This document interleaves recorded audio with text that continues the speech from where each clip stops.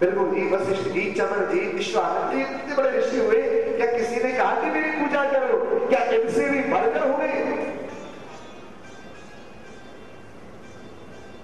गुरु तो सेतु है, भगवान से मिलाने का।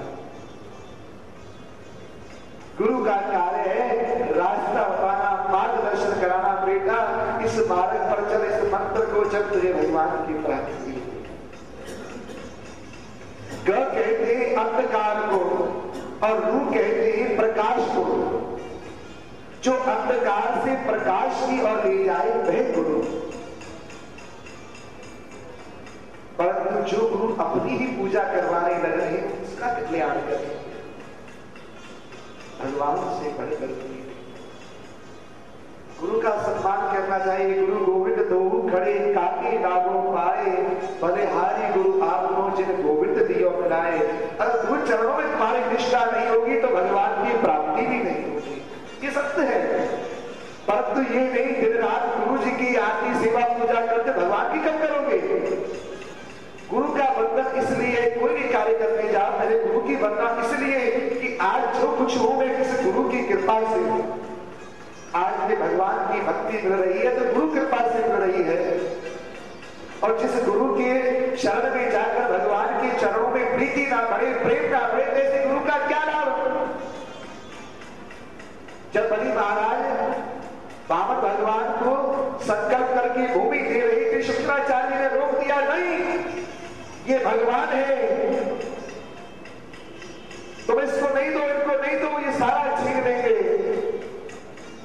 तो बलि कहने लगे अरे तुम कैसे गुरु हो? तुम अरे गुरु तो हो जो भगवान से मिला दे, तो तुम मुझे भगवान से विमुख कर रहे हो, जो हमें अपने भगवान से दूर करे। ऐसे गुरु की हमें आवश्यकता नहीं है। बलि गुरु तजो, बलि ने गुरु का त्याग कर दिया। जो हमारे और भगवान की प्राप्ति में बाधक हो, ऐसे गुरु की हमें आवश्यकता नहीं है। गुरु जिसका स्वयं का मार्ग नहीं पता, कौन सा मार्ग है, कौन सा संप्रदाय, बस चले जा रहे, अपने नए मार्ग बना लेते हैं। ये भागवत मार्ग है, सनातन मार्ग है, सीधा साधा सरल भागवत धर्म है। इस मार्ग से कौन सा संप्रदाय, कौन सा मार्ग है ये भी नहीं पता होता, परंतु अपनी दौड़ लग रही है, भाग रही है। उन गुरुओं को स्वयं ये नहीं पता होता कि कितने मेरे शिष्य, कौन कौन मेरे शिष्य हैं। उनको स्वयं जाकर बताना पड़ता है, गुरु जी हमने आपसे इकट्ठी ली, हम आपके शिष्य हैं। जिस गुरु को ये नहीं पता कि मेरा शिष्य कौन सा है, वो क्या कल्याण करेगा उसका?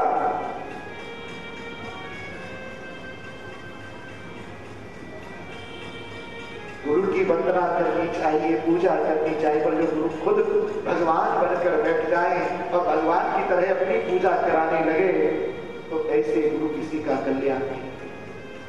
अरे मेरे गोविंद के रहते जिसकी गुरु ने दिया है, संबंध दिया है, वो गुरु का सम्मान है। नारद जी ने ये किया, अच्छा बेटा तू जा रहा है तो मेरा भजन कर, मेरी फोटो लगा ले, मेरा चित्रपट लगा ले, मेरे माला किया कर, मैं ये नुकता। नारद जी ने कहा नहीं।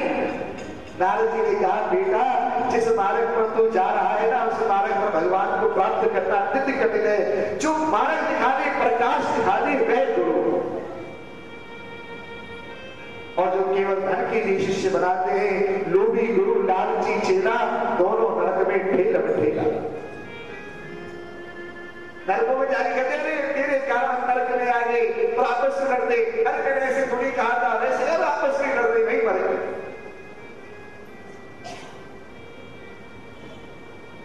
गुरु का कार्य है भगवान और भक्त को मिला देना। गुरु कहे कि प्रभु जी आपका दास है, आपकी शरण में आए, आप स्वीकार करो, अंगीकार करो, समर्पण कराए, आपको समर्पण कराए, वह गुरु। इसलिए भगवान से हमेशा ये प्रार्थना करते रहो, प्रभु हम पर कृपा करो, सदगुरु ही हमको देना, ऐसा गुरु नहीं जो स्वयं अंधकार में पड़ा हो, वो नित्य प्रकाश मिलेगा। जैसा कि मैं वर्णन कर रहा था कल भी, आडंबर को लोग सत्य समझ बैठते हैं और जो सत्य होता है उसको आडंबर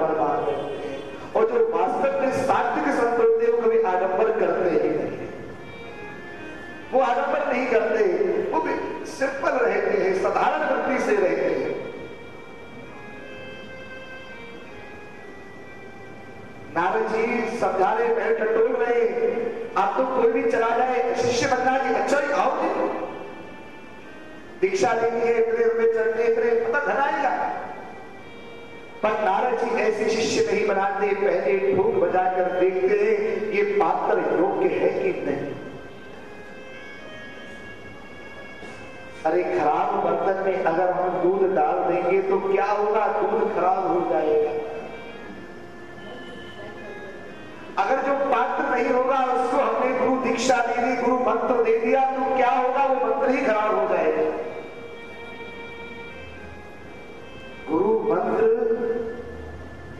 गुप्त होता है, किसी को नहीं बताया जाता, किसी को नहीं बताया, उसको दिया जाता, क्योंकि उस मंत्र का प्रभाव ना जाए। अगर पात्र नहीं होगा सही तो कैसे लग जाए।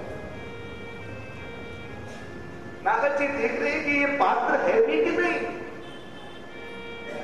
पहले ही मन को विचलित करने का प्रयास कर रहे हैं कि देखो ये ध्रुव तुम अभी जाओ, अरे तुम छोटे से बालक को इस उम्र में क्या मान और क्या अपमान, बच्चे का क्या मान अपमान होता है। बच्चे को मार देते, डांट देते, प्यार भी कर देते। बच्चे का मान अपमान थोड़ी बड़ों का होता है, मान अपमान तो छोटा सा बालक है।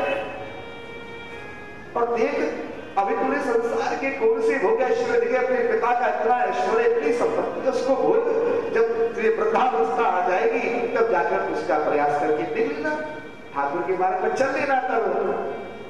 तब ये कह रहे हैं नारद जी अब तो हमने दृढ़ इच्छा अपने अंदर रख ली, चाहे उनको प्राप्त करने के लिए हमको एक क्या हजारों जन्म भी लग जाए तब भी हम अब पीछे नहीं हटेंगे।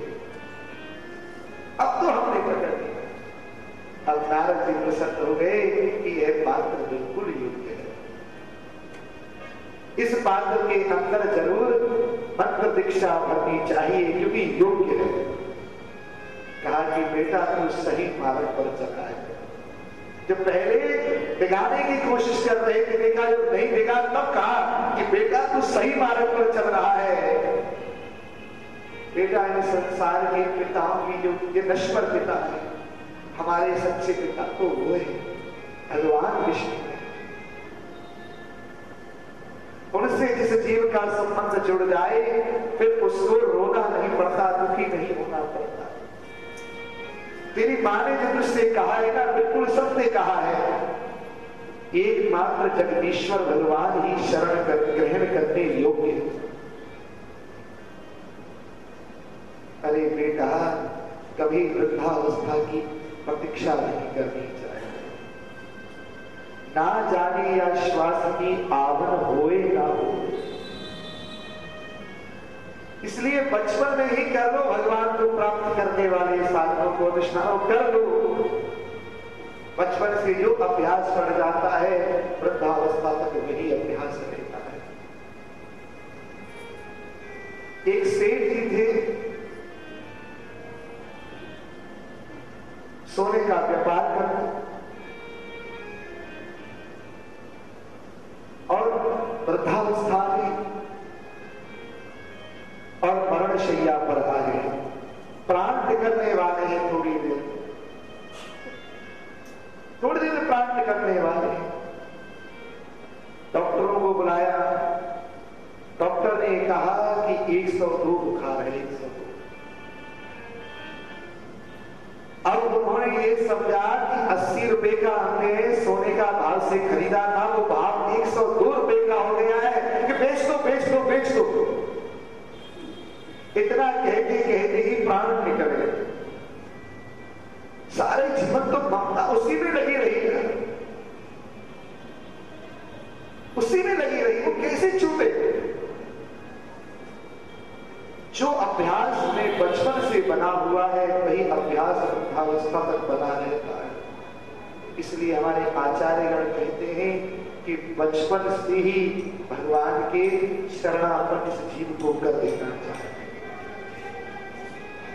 ताकि अंत समय में भी ठाकुर जी का स्मरण बना रहे।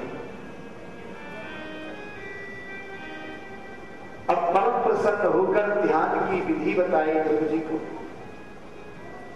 और कान में द्वादक्षर मंत्र की दीक्षा ली। कहा कि इस मंत्र का जाप करने से 7 रात्रि जाप किया जाए तो आकाश में विचरण करने वाले सिद्धों का